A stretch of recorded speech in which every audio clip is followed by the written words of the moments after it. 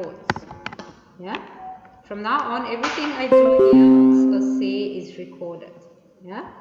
So usually I keep quiet. Yeah, I just unplug to speak, that's fine. And then I go and present, and then I start my presentation, and it will record the screen, everything that's on the screen, and my voice with it. So what we haven't spoken about today is assessment, so both formative and summative assessment, and how you can use technologies for that.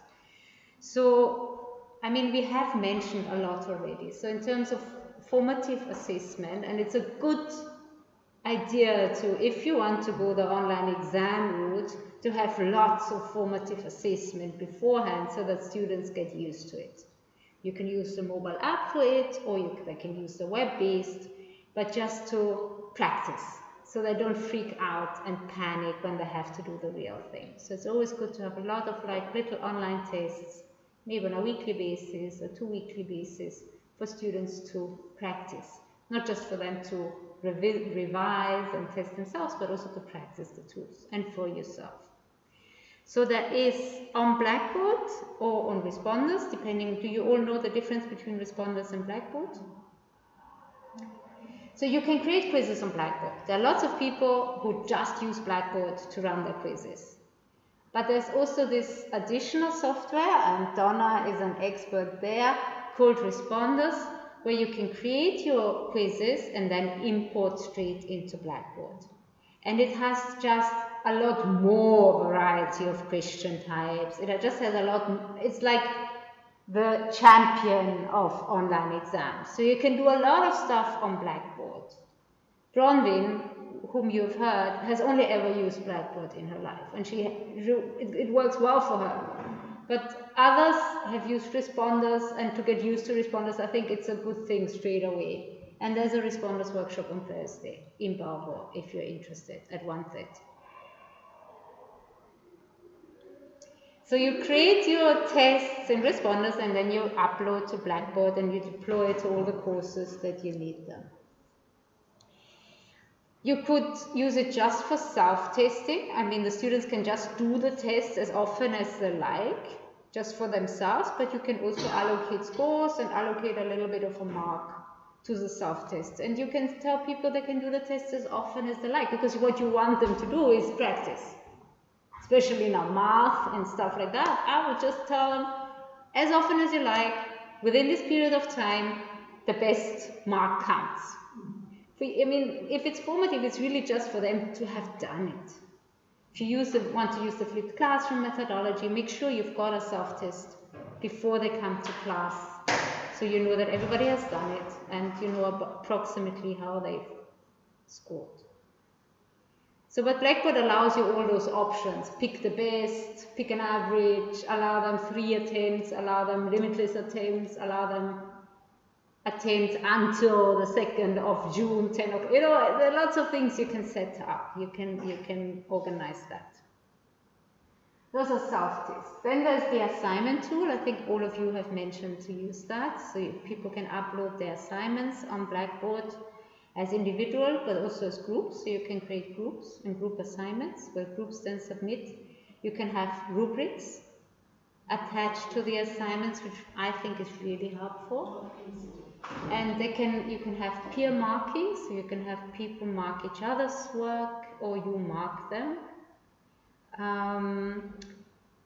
We spoke about it. There are discussion forums or journals that you can create also with rubrics. So journals are individual blogs that only you and the student can see. So if you have like reflections every week, the journal tool is a really nice one to have a conversation between the student and the lecturer, but not to the whole class. Another way of doing assignment is we spoke about is Google Docs. You know, if you have collaborative work, why I like Google Docs so much is because of the commenting function.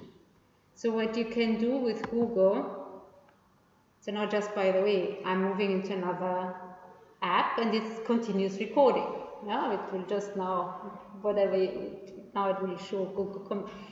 So what I like about it, why I use Google Docs a lot is I believe in feed forward. So all the assignments that we ask people to do for our short courses or our check courses, the PGT elective we teach on emerging technologies, it all works towards the final task. So all the reflections or weekly assignments people have are really part of the final project. So if you do your weekly assignment, the final project is not difficult because you kind of have done the work already.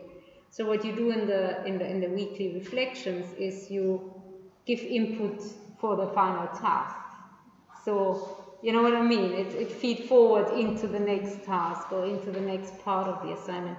So why this is so nice is because I can just comment here and I can say this is great, but maybe expand a bit more on the ideas around whatever, you know what I mean?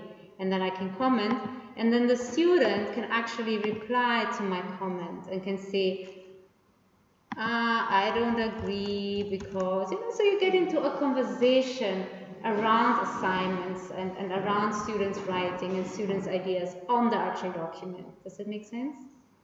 And that's why, I mean, I've done my PhD on Google Docs. So I had two supervisors, one at UCT, one at UWC. I shared my chapters with them, and they both looked at the same document, and they saw each other's comments, and there was never a question of which is the final version. You know, we always ever worked on the same document. So I really like Google Docs for supervision, for collaborative working. But for example, what some lectures have started doing is to use this for collective note-taking. So you ask students in class, and you can allocate that responsibility to, say, 3 students every lecture. So 3 students are responsible to take collective notes in the classroom. And they use Google Docs for that. You can also ask students in groups to develop notes and then present to the class. You know, I mean, there's endless opportunities, yeah. But Google Docs is really nice for all of that kind of collaborative working. And if somebody deletes something, it doesn't matter because there's a version history. And I can see what has changed, and I can always revert back to an older version. If somebody has... Yeah, I can revert back to the version of the 16th of April, of the 8th of March, of the 23rd of Feb. Yeah, and I can see exactly how it looked at that time. Yeah, so that is Google Docs. And there is Google Docs, which is like the Word. There's Google Sheets, which is like Excel. There's Google Slides, which is like PowerPoint. And then Google Forms, which is like a survey. It's a survey to collect data. That's Google. Then there's also all the multimodal stuff, you know, that you can use. I mean, there's a lecturer who's actually using, so she teaches honor students, and they have to submit quite a lengthy research proposal. So she writes down written feedback on their proposals. But then on top of that, she creates a screencast, looking through the proposal, highlighting stuff, commenting on certain areas in the proposal. And she sends the students this little video where she actually talks to the proposal. Other people have started giving feedback using podcasts, recording audio feedback. So rather than just writing down feedback, they actually record themselves. And for some, they say it's faster. It takes less time, it's more personal. Students find it, what we have heard is they find it more reassuring to hear, even if it's critique, you know, because it's in your lecturer's voice, and you somehow say it differently when you say it than when you write it. They are more comfortable with that. They find it more empowering and more ensuring, even if it's critical feedback. So lots of ideas around formative. And then there's online exams. Yeah, and that I must admit is more tricky. I mean, if you want to run exams online, you have to think very carefully how you do it. Do you provide computer labs? You know, you have to be very careful with timing. Often they are password protected, so only the people in the room get the password and can actually access the exam, so nobody outside the lab can do it. But it's nice because once you've set up your online exam, you know, it's there and you can use it, and you can have a question database with, I don't know, 200 questions, and you pick randomly 10. So all the cheating goes out of the window, and you can randomly allocate the options. So even if two people sit next to each other, their exams will never look the same. You know, so there are really nice things you can do. You can incorporate videos, you can incorporate images. There's a thing of, it's called hotspots, yeah, so you teach financial accounting or something and you show people a graph, or you show people something, and then they have to identify spots on that picture that say are wrong, or you show them a formula, math, and you so identify the mistake. Yes, so you have, the hotspot is basically you put markers on a picture, and then students have to find those spots. Say you have a health and safety exam, and you show them a lab, and they have to identify the 5 health, you know, issues in that lab or something. You know, there are lots of different examples of doing online exams. And what was really interesting, we had a seminar by somebody who uses online exams. And one of the big questions was, how do you deal with paragraph type, essay style questions? You know, if you have like 250 students and you don't want to, you can mark them, and you can have a mix of, you know, automatically marked questions and then open-ended questions which you mark, and it still makes your life much easier if you only have to mark 1 question out of 20. But there are very clever ways. I mean, she showed us how, for example, if you have a model answer, yeah, so there are certain things that you expect in an answer, even in a paragraph style answer. And you kind of deconstruct that, and you create like 20 different sentences out of, or 10, say, out of the model answer. And then you mix those 10 sentences and you add 5 sentences that are not correct. And then you have to pick out of those 20 sentences the 15 that actually belong to the model answer. Does it make sense? That's how you can somehow work with open-ended questions. You know what I mean? So there are really clever ways or you say they have to put that in a sequence or so. So again, you have your model answer, but you jumble up the sentences, and then students have to kind of find the right sequence of the sentences and things like that. So there are ways around working with open-ended questions. And then there's software that can actually help you really mark paragraph style questions, but we're not yet there with artificial intelligence. What was really interesting is that in this whole fees must fall disruption, you know, student protest space, a lot of lecturers came to us and said, how do we, okay, if we usually had a paper-based exam in class, now if we ask students to do this at home, what would that mean? How can we convert our exams into a take-home exam or an open book? Because really what it is, it becomes an open book exam or a take-home exam. And that was really, it was quite creative to think about how to convert your usual paper-based where people sit in class and write the exam into a take-home exam. And often what happens, it became a lot more case study based, a lot more applied scenarios where people had to actually incorporate their own life, their own context, their own, so that you can see that this student has actually thought about it in depth and applied it to their own specific context. So no one answer can be the same.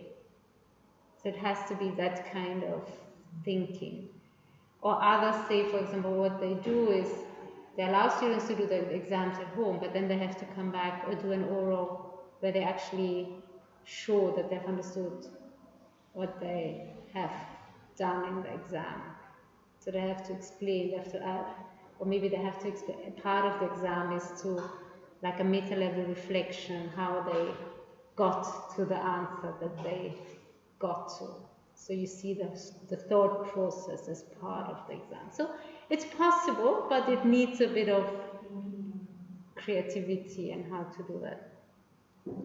I mean, we spoke about Andres Steenkat's online presentation. So a lot of people, rather than having students present in class, ask students to actually, with a screencast or with their phones, do their videos and their presentation and video their own presentations and submit that rather than presenting in class. Multimodal portfolios of evidence, I found it very interesting. I mean, I don't know if any of you were part of the At-Home and promotion this year. They have changed it a little bit, and I think they're moving towards an online portfolio, because what they've done is they've asked to, rather than submitting, you still have to submit the FAR, but now they ask you to submit a cover letter that kind of covers everything. And people link their cover letter. So my complete paper-based portfolio is on Google Docs, and from my cover letter, I linked to documents on Google Docs. So if somebody got the cover letter by email, which clearly they are moving towards, because that's what they wanted, the cover letter and the CV by email, if they have that digital copy, they'll click on a link and then it takes them to the evidence. So I think that's one of the steps towards an online portfolio. I think eventually that will become an online portfolio. And I've spoken to people, and it seems to be that a lot of people have done it that way. So I think we are moving towards an online portfolio there. And for students as well, there are really interesting ways of doing online portfolios on Google Docs, or on something like Google Sites, or using a blog tool. Especially as teachers, eventually they'll have to think about their portfolio. I think one can start thinking about a digital portfolio earlier and build that up. One of my colleagues in horticulture, do you have to leave? Yeah. Okay, I'm nearly done. Okay. Yeah.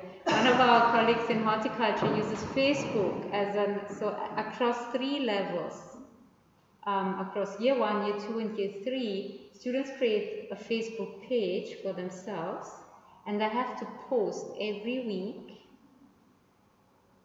3 posts. One question that has to do with content, one sharing of information, something that they have found interesting on whatever content they are being taught in that week, and a reflective post.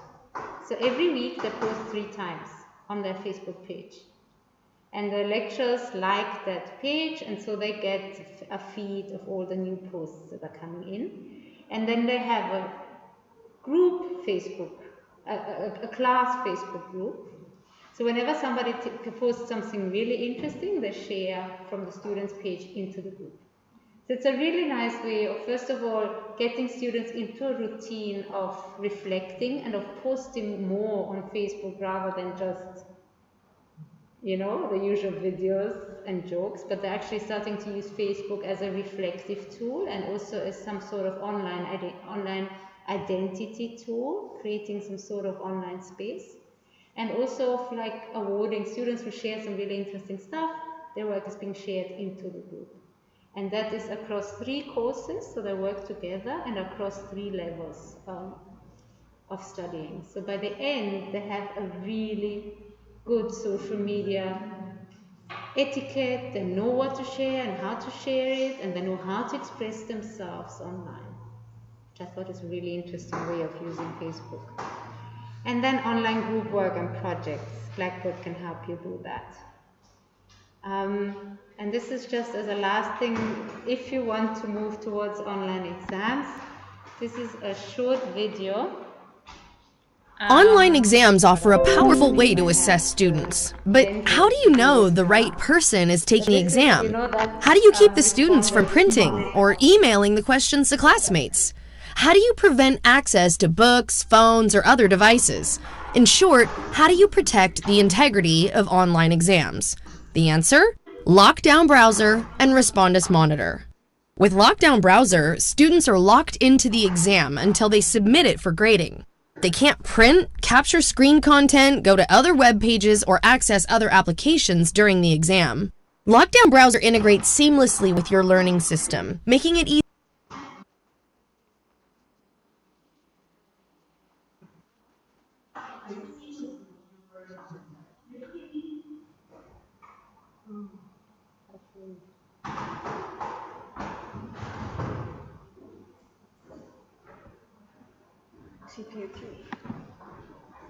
But you get the gist. So there's the lockdown browser, and then the monitor is that thing that with the webcam that checks on who it is, and you have to show your ID before you start your exam and stuff. So if you want to go that route, start talking to us early, because that needs some time to set up and to think about all eventualities. One of the main things that people say, never ever release your marks immediately, because there's always human error. There's always the one option that you miss, or that you tick the wrong option as correct, you know, or you see that students' answers can actually be ambiguous, you know, so you always want to have that little bit of space to navigate and to change you can always change your answers retrospectively. You can always override marks if you see that there was, you know, one of the question maybe was not so clear or could have been understood different ways. And what's also really nice, if you do use online assessment, Blackboard has some sort of analytics, so it gives you a very nice overview about the validity of your options. So you actually you get a very nice summary of the results and which options were taken too often, which options were never taken, which means they're too easy, you know, which ones everybody got right, you know, you get like a bell curve of answers to questions. So at a glance, you can actually see which of the questions are problematic and you can improve on them. Factor analysis. I mean, that is, I think, a really nice tool to help you improve on your question design. Because one of the most difficult things, I think, in online exams is not so much the technical, but to set good multiple choice questions. That is really, that would, you know, Bloom's taxonomy, and that would, you know, tick all the cognitive levels and be fun and you know, diverse and different types of questions so that students don't get bored and just tick any questions, but that you keep them awake and interested and engaged. So good question design is is something that needs experience, and that fact analysis of Blackboard actually helps you analyze the quality of your questions and the options that you have chosen. Okay, so I think, where are we now? Please, if you need to leave, you should be excused.